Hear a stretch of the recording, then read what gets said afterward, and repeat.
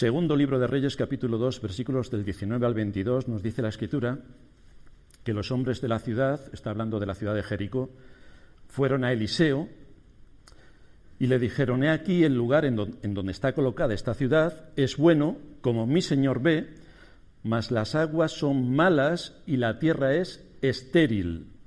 Entonces él dijo: traedme una vasija nueva y poned en ella sal. Y se la trajeron. Y saliendo él a los manantiales de las aguas, echó dentro la sal y dijo: así dijo Jehová, yo sané estas aguas y no habrá más en ella muerte ni enfermedad. Y fueron sanas las aguas hasta hoy, conforme a la palabra que habló Eliseo.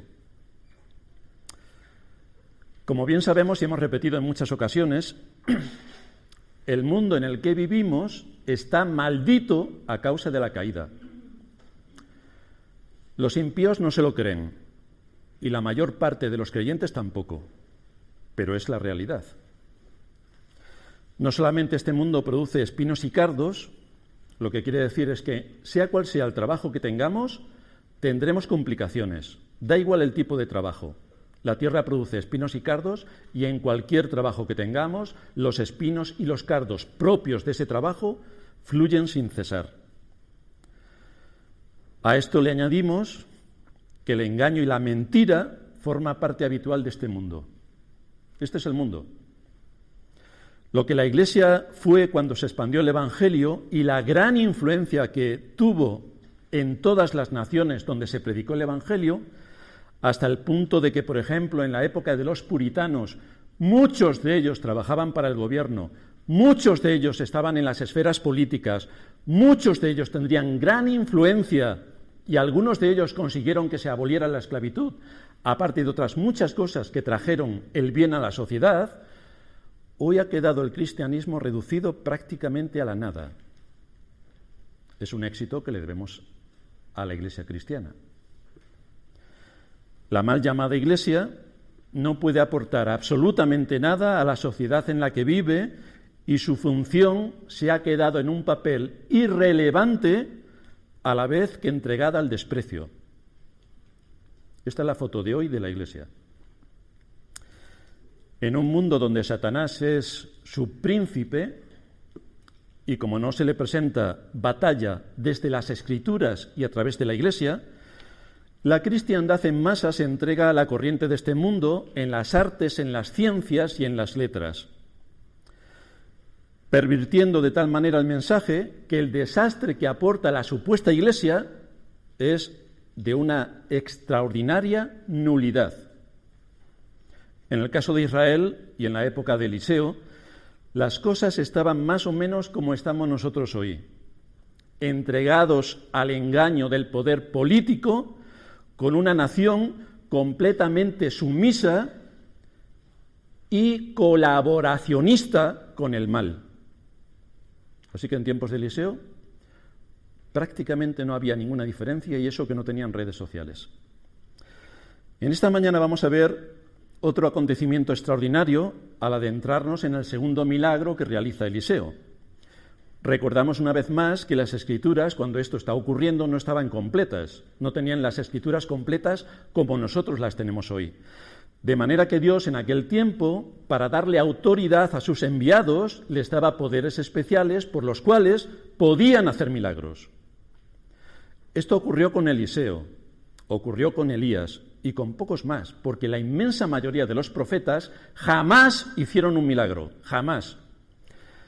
Así que nos sorprende cómo la cristiandad de nuestros días enseña, gran parte de la cristiandad, que hoy también están vigentes los milagros y que hoy, como todo el mundo puede ver, los milagros se producen. De hecho, no tenemos más que acercarnos a un hospital y veremos que no tiene enfermos, no hay nadie, porque las iglesias de los milagreros están llenas, esperando en la fila de la entrada, en la puerta de la entrada, que llegue el sanador de turno para sanarles. Esto, si la gente pensase un poco, vería que es un engaño colosal. Muy bien, como no piensan, pues el engaño sigue su proceso. Hoy vamos a dividir nuestro sermón en 4 puntos, donde vamos a ver exactamente qué es lo que está ocurriendo con este segundo milagro que nos va a aportar la Escritura respecto a Eliseo. En primer lugar, vamos a ver el lugar donde se efectúa el milagro. En segundo lugar, vamos a ver el objeto. En tercer lugar, el instrumento. Y en cuarto lugar, el significado. Así que vamos a ver el lugar donde se celebró este acontecimiento. Después de que Elías fue tomado por un torbellino y que Eliseo volvió junto a los profetas jóvenes, haciendo el primer milagro, que como recordaréis fue que abrió las aguas del Jordán y cruzó en seco, ahora se lleva a cabo este segundo milagro que tuvo lugar en Jericó. Jericó era la primera ciudad de acceso a la tierra prometida. Era lo primero que tenían que tocar. Conocía esta ciudad a los hebreos y conocía al Dios de los hebreos. Esto, tristemente, la mayoría de la cristiandad no lo conoce, pero los de Jericó sí. El texto nos dice en Josué capítulo 6, pero Jericó estaba muy bien cerrada a causa de los hijos de Israel. Nadie entraba ni salía. Sabían quién era el Dios de Israel y sabía el poder que tenía. La ciudad cayó en manos de los israelitas por obra de Dios y después se dictó una sentencia sobre esta ciudad, un texto que aparece en Josué 6:26. Josué les hizo un juramento en aquel tiempo diciendo: maldito sea delante del Señor el hombre que se levante y reedifique esta ciudad de Jericó, con la pérdida de su primogénito echará su cimiento y con la pérdida de su hijo menor colocará sus puertas. Así que Jericó era una ciudad maldita. A pesar de que el Señor actuó con poder para derribar aquellas murallas y darles acceso a los israelitas a la tierra prometida, Jericó había sido recientemente reconstruida. Es decir, desobedecieron por completo la palabra de Dios, para variar. El libro Primero de Reyes, en el capítulo 16, versículo 34, nos está narrando lo que ocurrió. En su tiempo, Hiel de Betel reedificó a Jericó, a precio de la vida de Abiram, su primogénito, echó el cimiento, y a precio de la vida de Seguido, su hijo menor, puso sus puertas conforme a la palabra que Jehová había hablado por Josué, hijo de Nun. Así que la maldición que Dios hizo sobre esta ciudad y las pérdidas de vida que avisó que iban a ocurrir si se reedificaba, efectivamente se produjeron. Probablemente el atractivo de su situación geográfica en aquella tierra hostil fue la tentación a la que Hiel se rindió, como también fue una gran tentación la fruta ante los ojos de Eva cuando en Edén decidió tomar de esa fruta tan codiciable. Por eso nuestro texto empieza diciendo que los hombres de la ciudad dijeron a Eliseo: he aquí el lugar donde está ubicada esta ciudad es bueno. Igual que la fruta era buena y codiciosa. Este lugar es bueno, pero. Las aguas son malas y la tierra estéril. Y esto nos recuerda el primer pecado. Cuando nos narra la Escritura que vio la mujer que el árbol era bueno para comer y que era agradable a los ojos y árbol codiciable para alcanzar la sabiduría. De manera que una vez más se cumple la palabra de Dios cuando dice que hay caminos que al hombre le parecen derechos y su final es camino de muerte. Por ejemplo, esto es un ejemplo, pero voy a decir algo por lo que nos pueden cerrar YouTube, Facebook y todos los canales. Nos van a cerrar todo, pero me voy a arriesgar. Queridos hermanos, los Reyes Magos no existen. De verdad. Es cierto que salen en todas las cadenas de televisión el día 5 de enero por la noche, en todas las cadenas. Es cierto que todos los niños las pueden ver, y los mayores también, y les animan a ver a los Reyes Magos. Pero todos los mayores saben que les están engañando a los niños, a sus hijos. Les están engañando. Claro que dentro del catolicismo es una mentira piadosa. Dentro de la Escritura es una mentira brutal, porque es una mentira. Así que a los niños les tenemos que decir que es mentira que haya Reyes Magos. Son tus padres los que hacen de Reyes Magos. Vaya disgusto que se van a llevar algunos hoy. Espero que no nos cierren YouTube por esto, pero hay que ser valientes.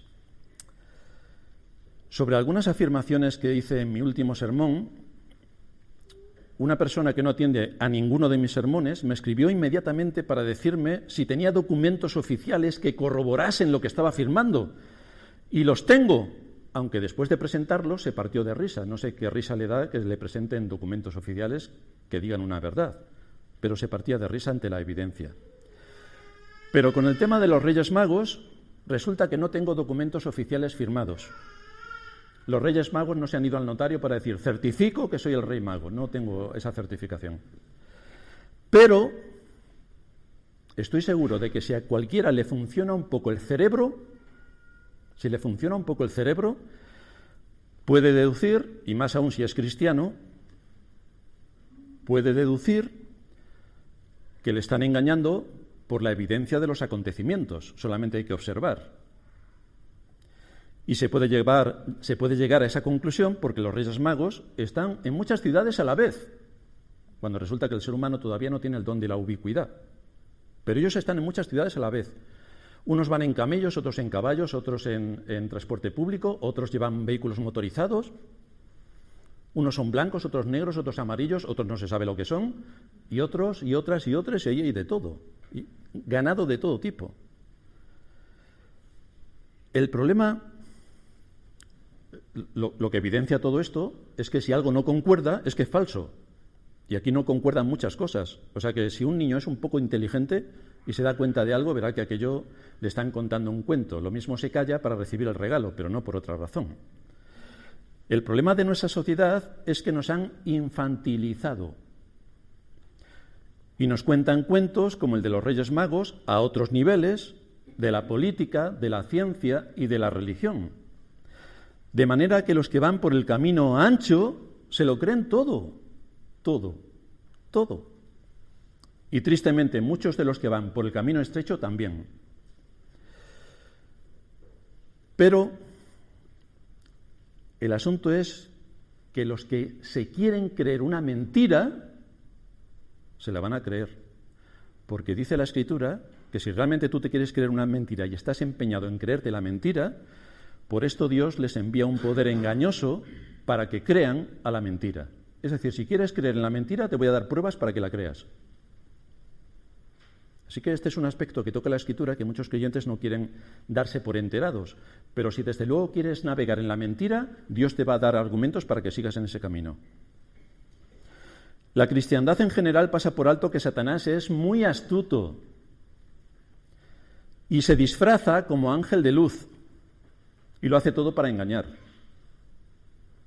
Pablo nos dice que no ignoremos sus maquinaciones, pero parece que la cristiandad en general pasa por alto quién es Satanás y las advertencias severas que a lo largo de toda la Escritura se nos dan sobre él.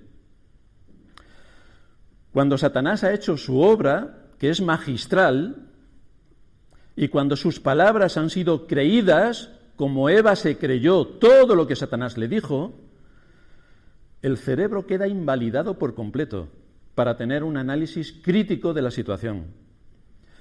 Entonces asume como verdadero, tal y como Eva hizo, asume como verdadero el mantra que le imponen y ningún argumento lógico se acepta como válido para destruir el engaño. No, se sigue con la matraca.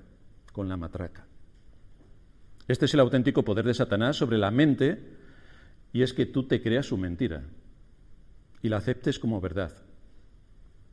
Esto es lo que hizo Eva al ver que la fruta era buena. Esto es lo que hizo Hiel al ver que la situación estratégica de la ciudad era buena.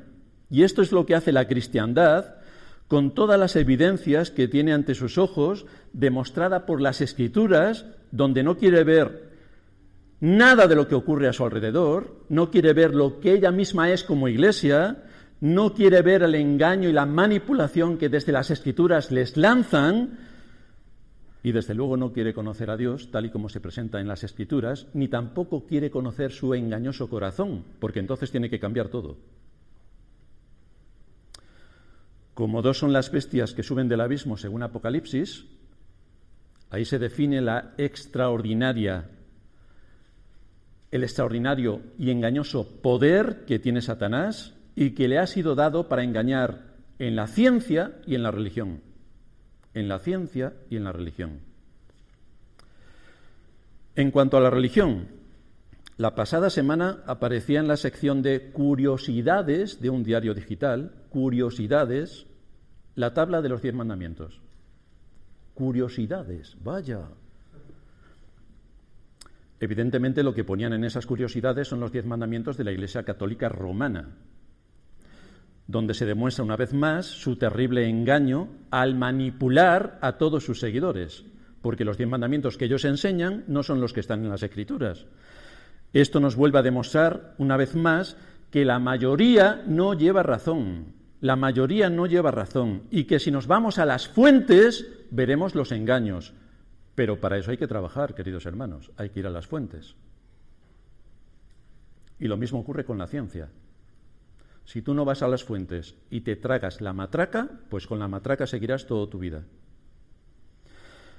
Al igual que ocurre en la religión, muchos se creen que la información que reciben por estar en manos de los gobiernos y sus instituciones afines es verdadera. Ja, ja, ja, ja. Es verdadera la información de los gobiernos y sus instituciones afines. Pero es igual de verdadera que estos mandamientos manipulados de la todopoderosa Iglesia de Roma, a quienes sus seguidores creen sin cuestionarse nada, porque dicen: hay 415.000 curas, así que 415.000 curas no pueden estar equivocados. ¿O sí? Según la Wikipedia, hay 415.000 curas. Pero sí que están equivocados. Y además de estar equivocados, van de cabeza al infierno. Así que el que desde las altas instituciones y desde cualquier otro entorno donde la matraca sea el contarnos una historia y nosotros no la analicemos, porque 415.000 no se pueden equivocar, debemos recordar que en este caso 415.000 curas se equivocan. Así que en otros ámbitos la regla es exactamente la misma. Este milagro va a tener lugar en ese contexto, un contexto donde se desobedece a Dios, donde se le ha ignorado de forma continua y a propósito, donde se ha seguido el deseo del corazón y donde el engaño es extraordinario. Bienvenidos al infierno. Este es el infierno que vivía Israel y es similar al que tenemos en nuestros días. En segundo lugar, vamos a ver el objeto de este milagro. Como consecuencia de la desobediencia, Dios había evidenciado su disgusto en esta reconstrucción de Jericó e hizo su agua insalubre, no era potable. Por lo tanto, si el agua no es potable, la tierra es estéril y por tanto es muy difícil la vida en un entorno así. De la misma manera, Dios manifestó su indignación después de la caída, después del pecado del hombre sobre la tierra. Maldita será la tierra por tu causa, con dolor comerás de ella todos los días de tu vida, espinas y cardos te producirá y comerás plantas del campo. Esta es la maldición que Dios arrojó sobre la tierra a causa del pecado del hombre. La desobediencia, ignorar los mandatos de Dios, todo esto tiene consecuencias. La cristiandad de nuestra época cree que nada tiene consecuencias, que todo lo que ocurre es casualidad.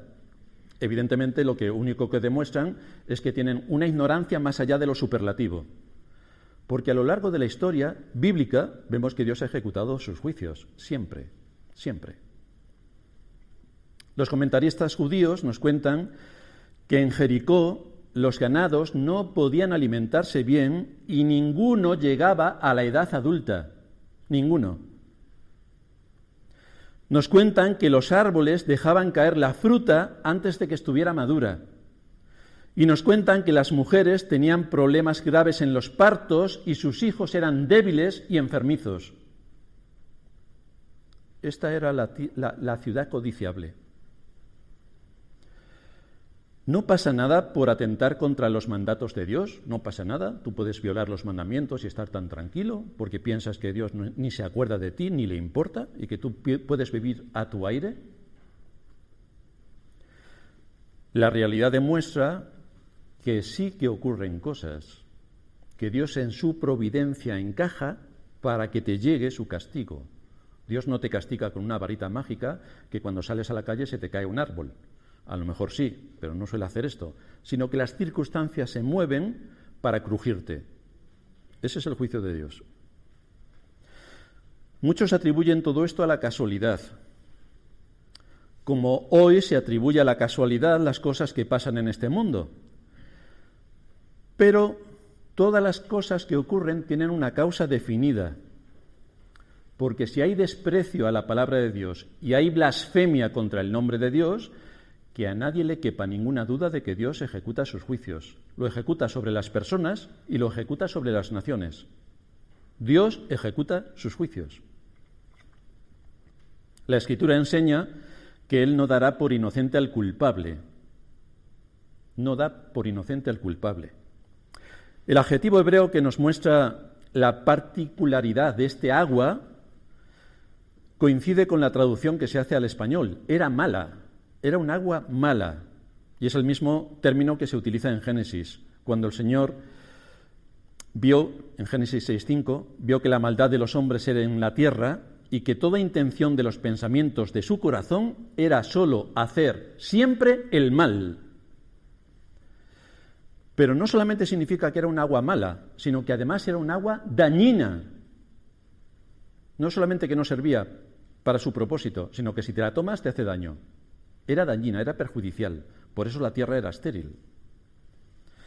Jericó se encontraba en una excelente ubicación, pero las cosas que le parecen al hombre excelentes y deseables, resulta que para Dios no son excelentes ni deseables.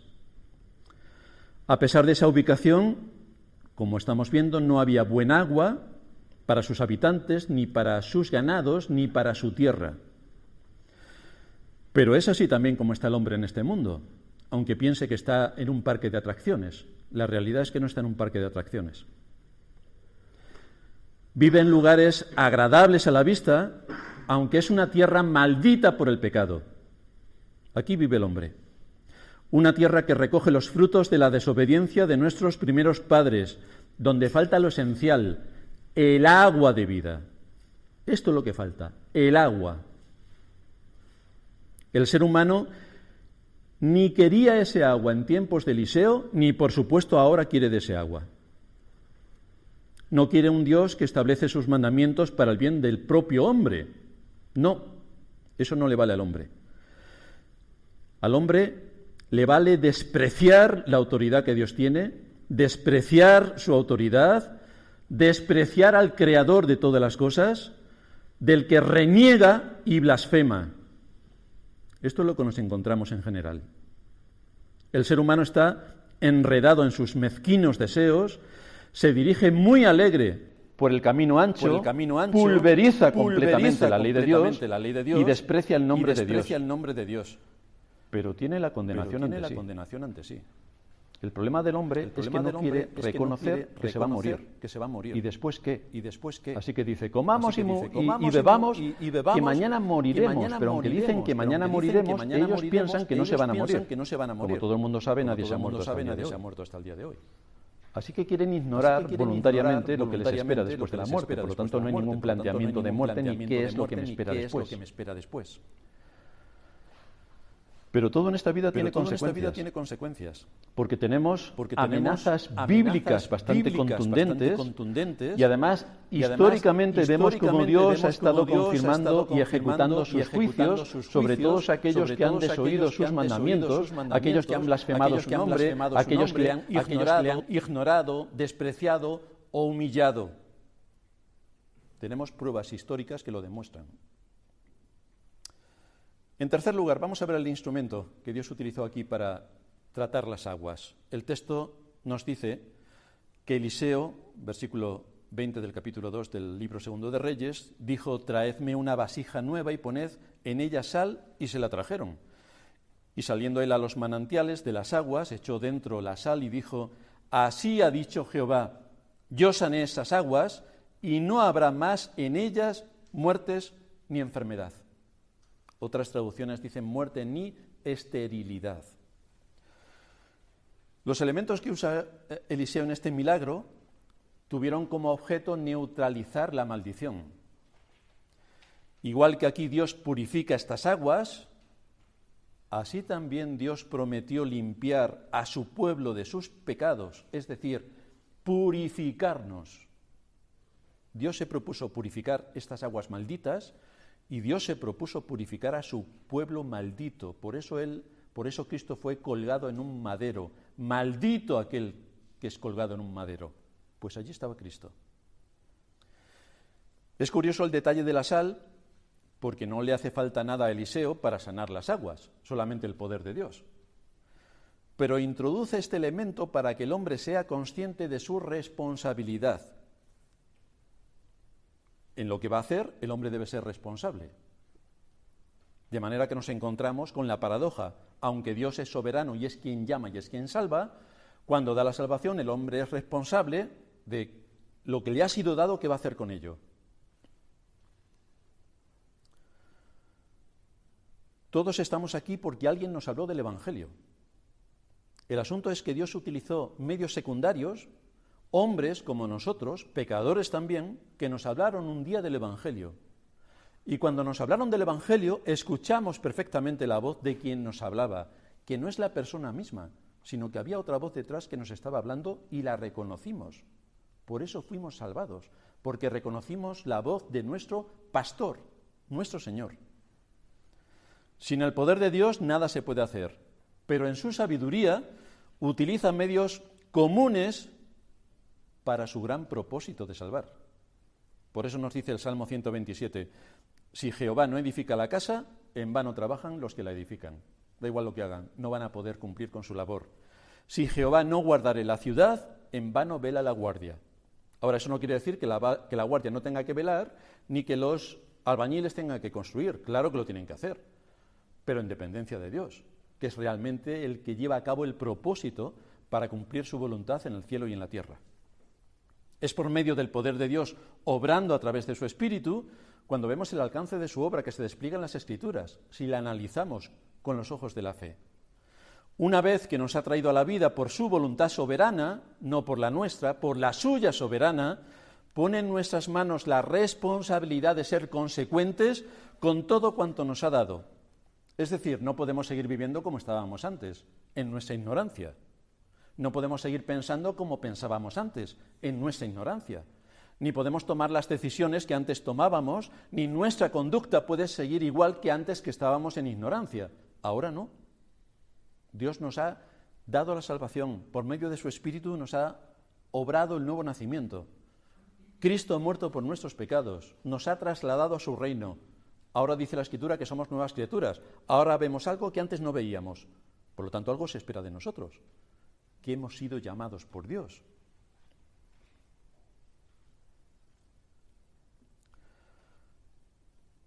Aquí Eliseo demanda, por tanto, que aquellos profetas jóvenes participen.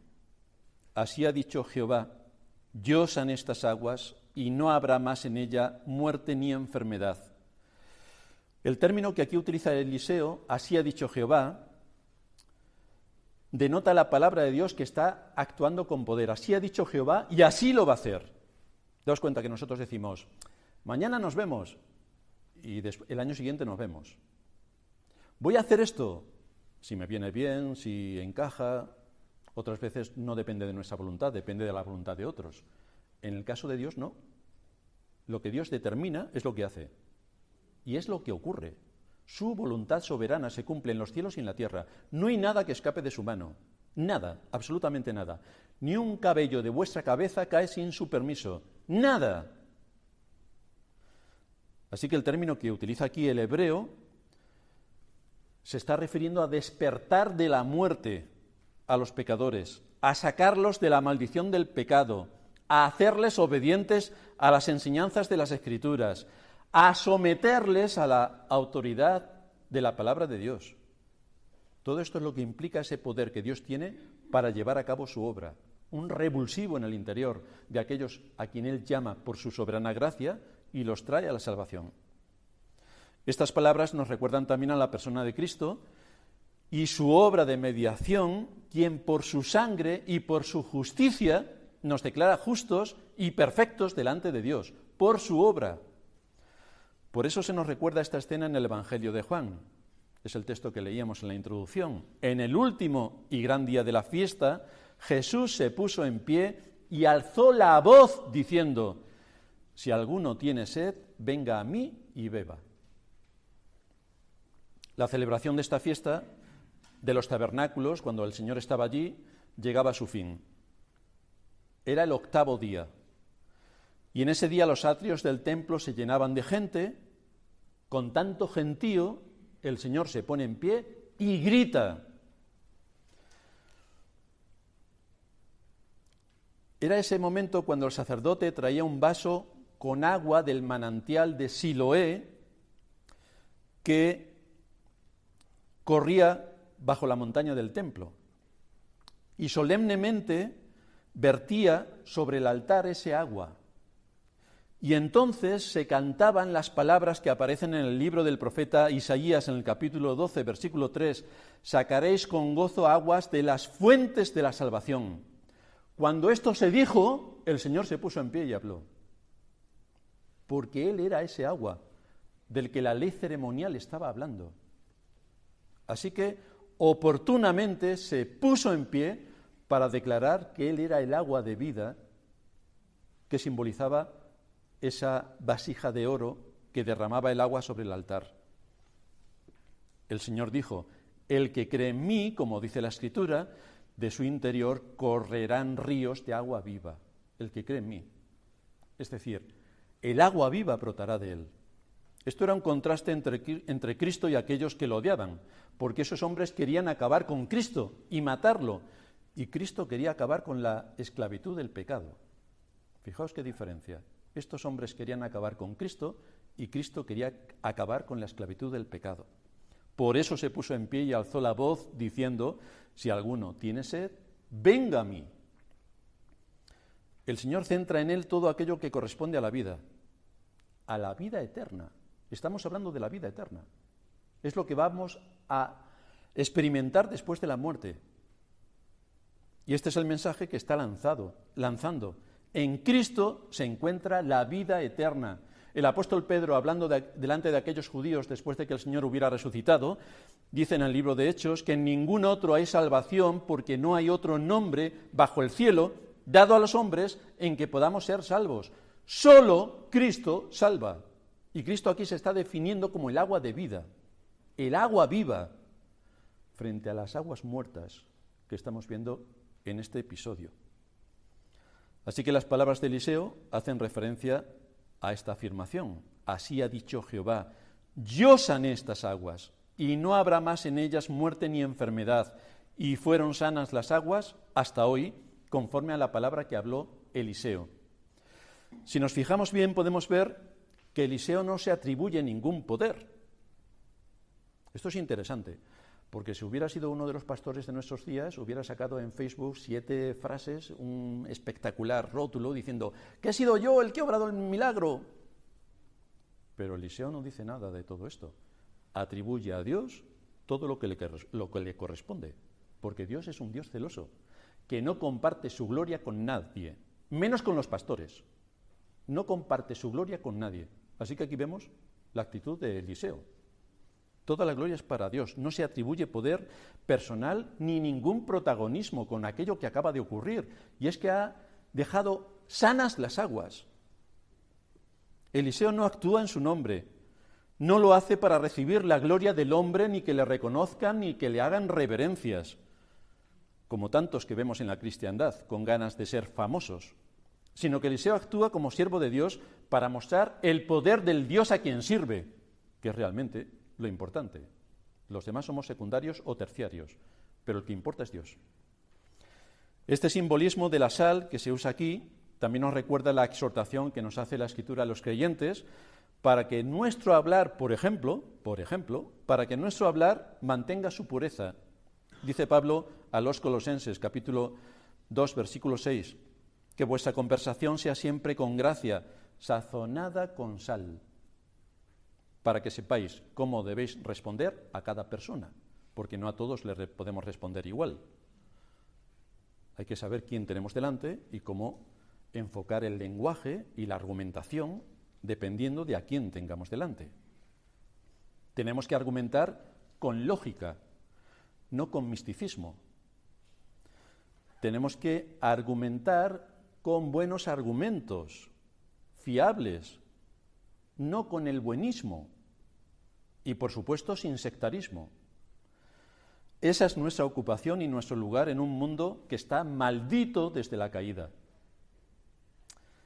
Esta es nuestra misión, prevenir el mal que alcanza todas las esferas sociales y que podemos trabajar en todas ellas, siendo los medios que Dios ha dispuesto en el mundo para que podamos anunciar su luz. Y para eso, sea donde sea que Dios nos haya ubicado, en cualquier ámbito de la sociedad, desde allí tenemos que dar razón de la fe que hay en nosotros y tenemos que actuar como hace la sal en medio de un cuerpo putrefacto. O mejor dicho, para que no se pudra, es para lo que nos sirve la sal. Este es el enfoque que le está dando la Escritura. En cuarto lugar, vamos a ver el significado de este milagro.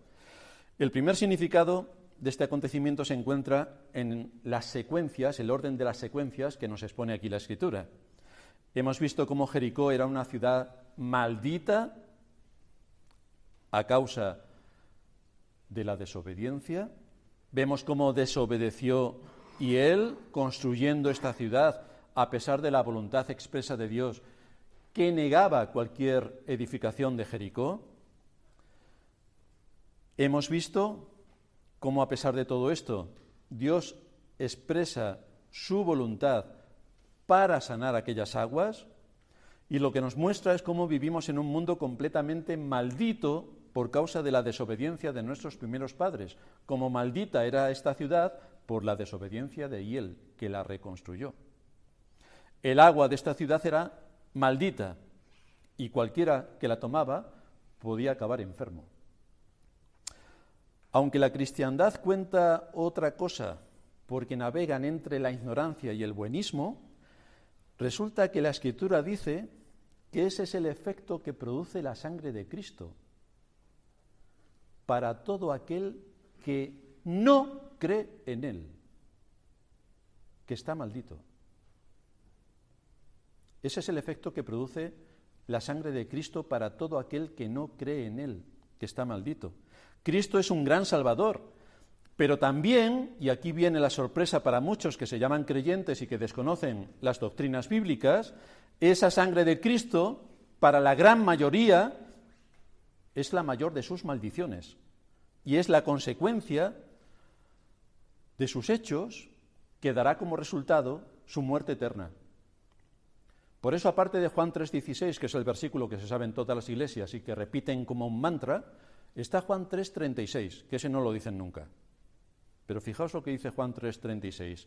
El que cree en el Hijo tiene vida eterna, pero el que rehúsa creer en el Hijo no verá la vida, sino que la ira de Dios está sobre él. Esto es para temblar un poco, porque Dios no es bueno, a todos los perdona, da igual lo que hagamos, al final Dios nos perdona a todos. Esa es una doctrina universalista, predicada en gran manera por la Iglesia de Roma, porque le importa un comino todos los que le siguen. Pero si nos vamos a centrar en las Escrituras, nos enseña otra cosa. El que cree en el Hijo tiene vida eterna, pero el que rehúsa creer en el Hijo no verá la vida, sino que la ira de Dios está sobre él. Si alguien lo ignora, no hace falta que blasfeme, ni que haga cosas malas, ni que sea el mayor de los pecadores, no. Ignóralo solamente y ya tienes la condenación. Solo con ignorarlo, ya tienes la condenación.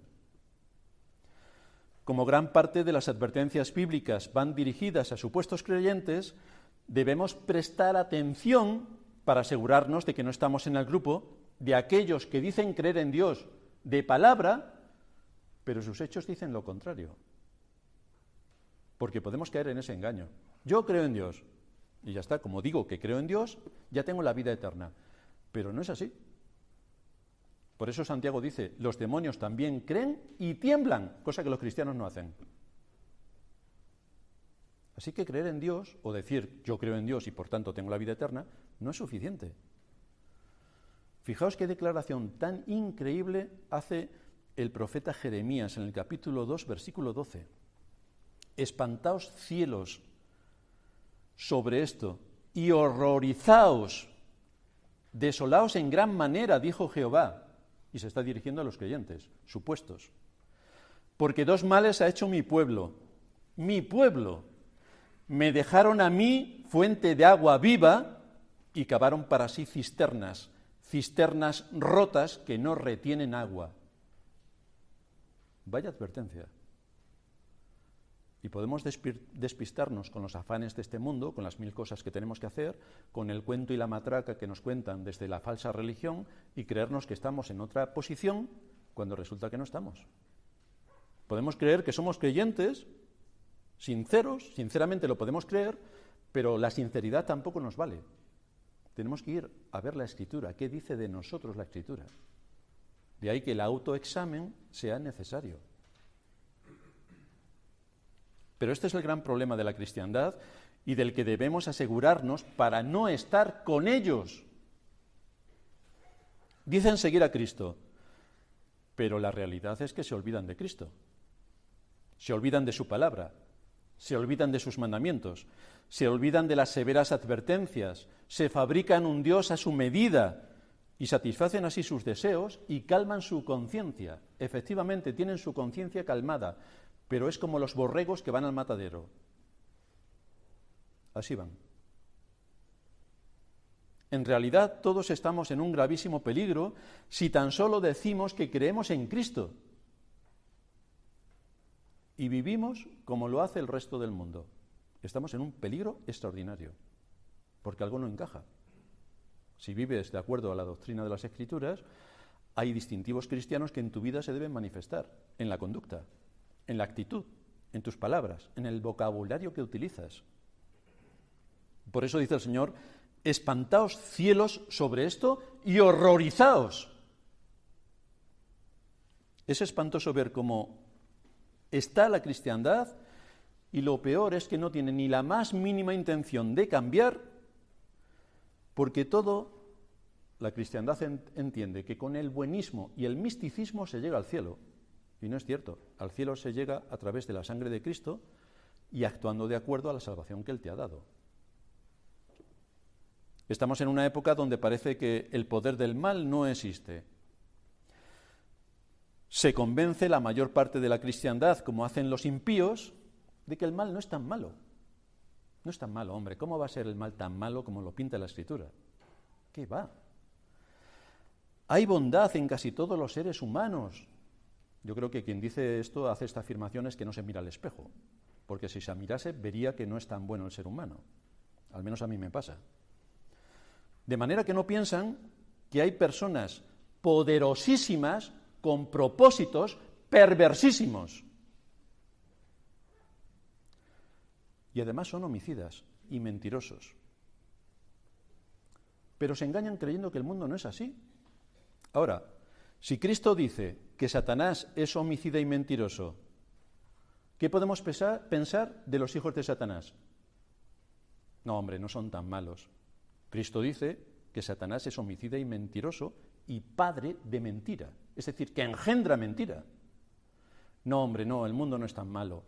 Pues nada, sigue por el mundo y verás dónde te lleva. Hay gente buena, sí, pero no buena en el sentido de lo que la Escritura define como bueno.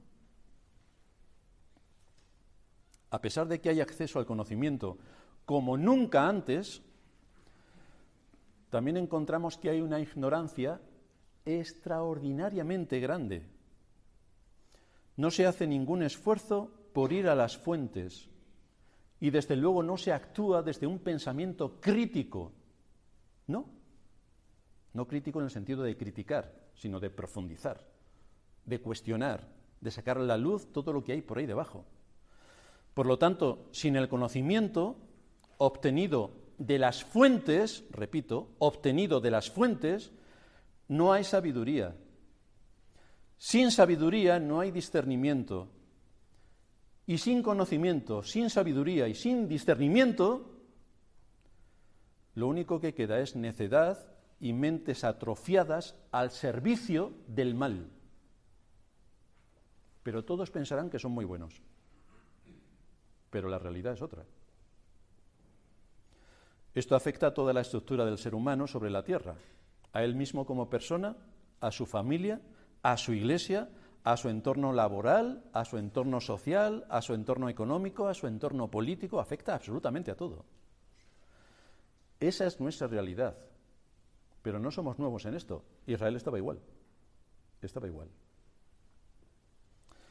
Por otra parte, este milagro en Jericó nos habla de cómo se neutralizan los efectos de la maldición y cómo se rompe con el poder del pecado. Que el hombre es un ser corrupto, no nos cabe ninguna duda. A muchos sí piensan que el hombre es bueno, de hecho no tienes más que ver la historia de la humanidad, todo paz, tranquilidad, preocuparse por el prójimo, salvo los millones de muertes en guerras, hambrunas y todo lo que el hombre ha hecho. Si quitamos todo eso y dejamos a Adán antes de que pecase, el hombre es bueno. Pero en cuanto pecó Adán, la historia barata de que el hombre es bueno se acabó. No tenemos ninguna duda de que el ser humano es corrupto desde su nacimiento y todo lo que hace es digno de la condenación eterna. De esto tampoco tenemos ninguna duda. Pero aquí vemos cómo se manifiesta la misericordia de Dios aún en medio de la desobediencia y del pecado. Porque a pesar de que Dios prohibió que se construyese esta ciudad, y a pesar de la maldición que Dios arrojó sobre esta ciudad, haciendo que sus aguas fueran insalubres y su tierra estéril, y los que habitaban también, resulta que Dios tuvo misericordia, porque clamaron a él sus hijos, los profetas, fueron a pedirle a Eliseo que les ayudase en esto. Así que estas aguas fueron sanadas por la palabra de Dios, por su voluntad, por su voluntad. Y tenemos aquel que es no solamente la palabra de Dios, sino el verbo de Dios, nuestro Señor Jesucristo, quien tiene el poder de cambiar las aguas muertas en las que nacemos por las aguas vivas que le pertenecen. Esto es lo que habló a la mujer samaritana. Cualquiera que bebiere de este agua, el agua del pozo, volverá a tener sed, mas el que bebiere del agua que yo le daré, no tendrá sed jamás, sino que el agua que yo le daré será en él una fuente de agua que salte para vida eterna. Esto es lo que tenemos en Cristo, la vida eterna. El valor de este agua es incalculable. No se puede pagar. Es imposible que la podamos pagar. Por eso nos llega a través de la gracia de Dios. Nos llega por su gracia. Por gracia sois salvos. Por su gracia. Nos llega a través de su buena voluntad. En su propósito eterno, Dios determinó a quién iba a salvar. Y nos llamó y nos salvó. Porque nosotros mismos no podemos resucitar de los muertos espiritualmente donde estábamos. Fue Dios, por medio de su Espíritu, quien nos resucitó y nos dio ojos para ver y oídos para oír. El significado de este milagro también nos muestra a estos hombres de Jericó tomando la iniciativa y viniendo a Eliseo para exponerle su enorme necesidad. Su enorme necesidad.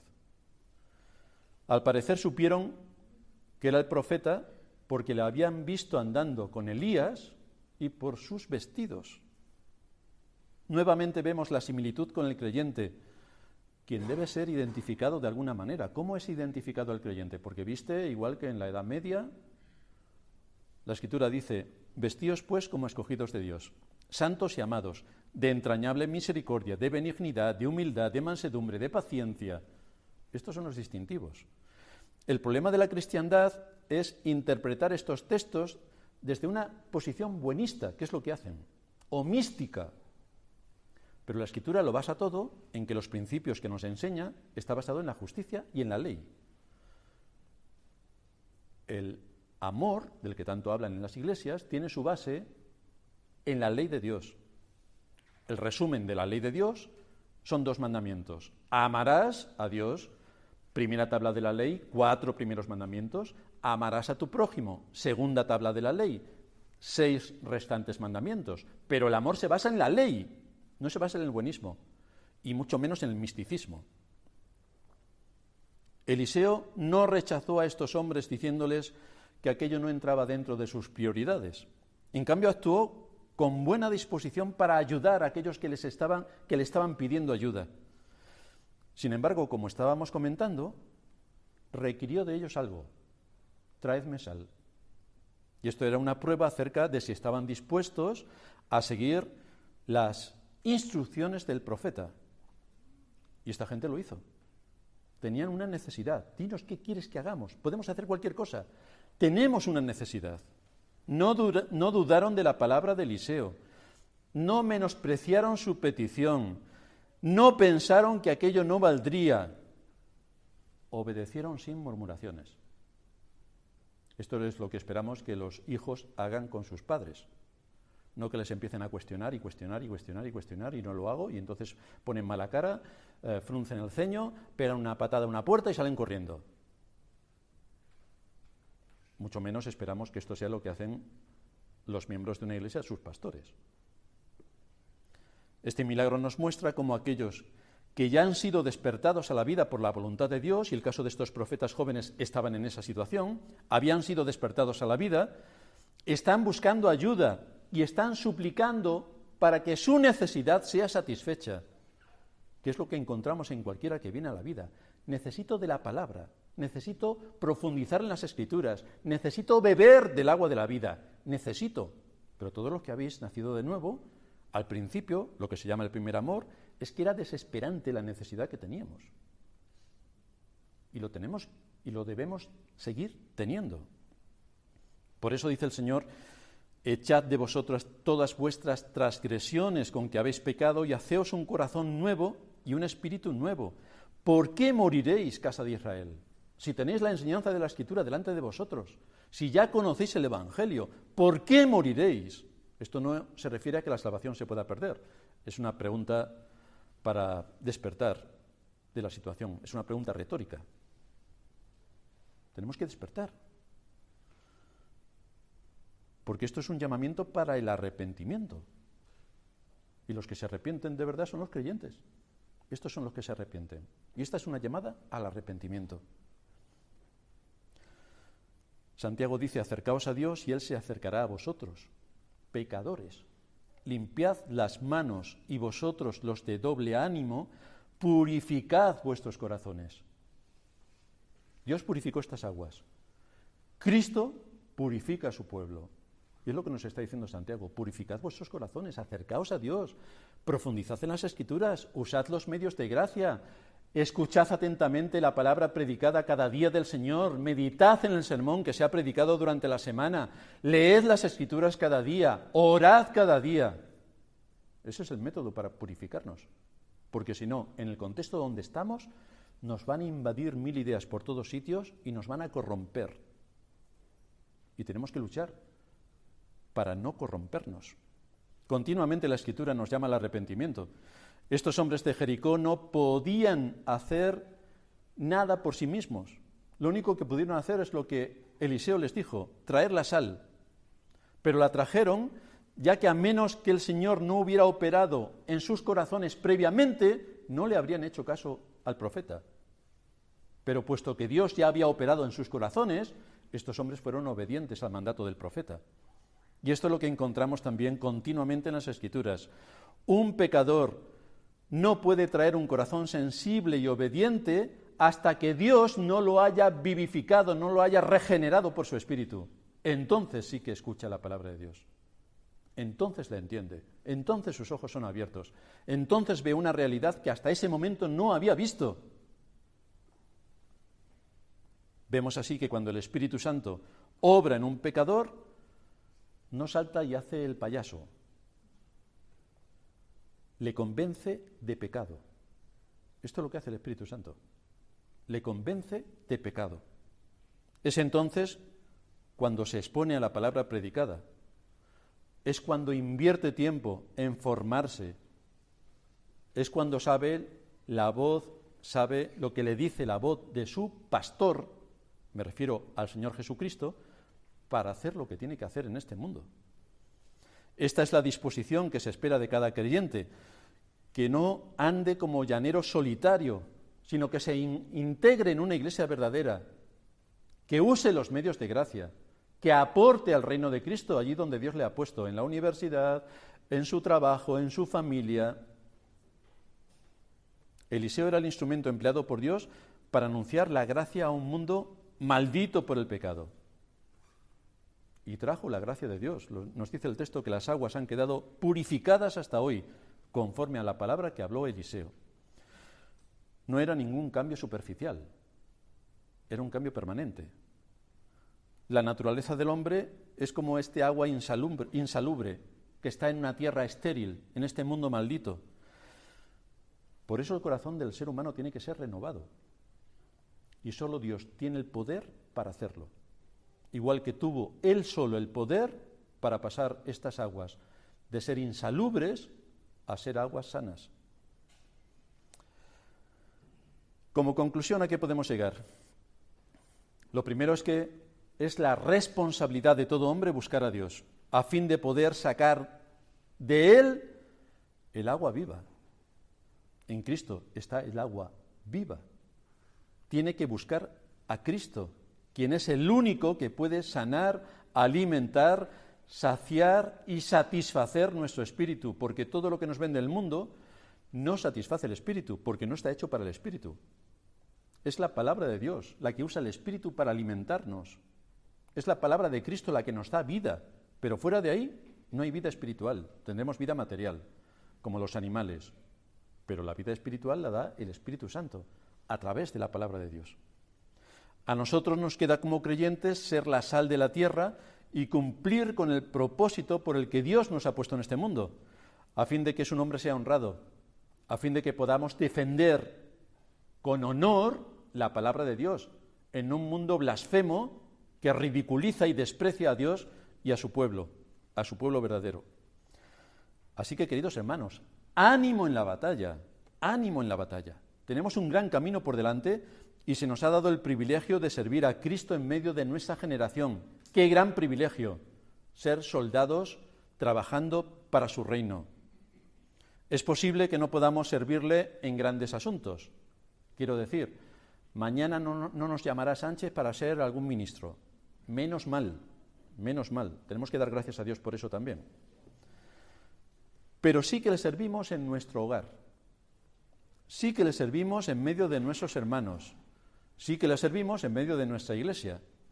Sí que le servimos en medio de nuestro entorno profesional o en nuestro entorno académico. Sí que le podemos servir. Y es ahí donde tenemos que ver cómo ser útiles a Cristo allí donde Él nos ha puesto. Especialmente porque esperamos escuchar estas palabras de boca del Señor. Bien, buen siervo y fiel, sobre poco has sido fiel, sobre mucho te pondré. Entra en el gozo de tu Señor. Porque al final estamos trabajando para la vida eterna. No es que nos tengamos que ganar la vida eterna por nuestros hechos, ya lo ha hecho Cristo con sus hechos, pero sí tenemos que dar el resultado de lo que Cristo ha hecho en nosotros. Nos espera ni más ni menos que la vida eterna. Así que, queridos hermanos, tenemos todo por delante para servir a nuestro Salvador. Vamos a terminar en oración. Padre nuestro que estás en los cielos, te damos gracias por habernos reunido hoy, toda tu iglesia aquí en Madrid, para darte la alabanza, la honra, la gloria y la majestad que solamente tú mereces, y por exponernos al mensaje de tu palabra, para edificar nuestros corazones y para ver también cómo tu palabra desprende continuamente doctrina y nos enseña cómo debemos actuar y vivir en este mundo. Y cómo tu palabra es poderosa para cambiar corazones que están muertos, que se alimentan de aguas insalubres en una tierra estéril y hostil, y por medio de tu Espíritu son traídos a la vida. En Cristo se le dan las aguas vivas y en Él se nos promete la vida eterna. Así que te damos gracias por ver en este segundo milagro de Eliseo todo tu poder desplegado y como esto también tiene su aplicación para nuestros días. Ayúdanos a tener una mente crítica y abierta a tu palabra, que podamos asumir el mensaje y que podamos defendernos de los ataques del maligno, de sus engaños y de sus homicidios, para defender la verdad allí donde nos has puesto. En Cristo Jesús, nuestro Señor, te damos las gracias por todo esto. Amén.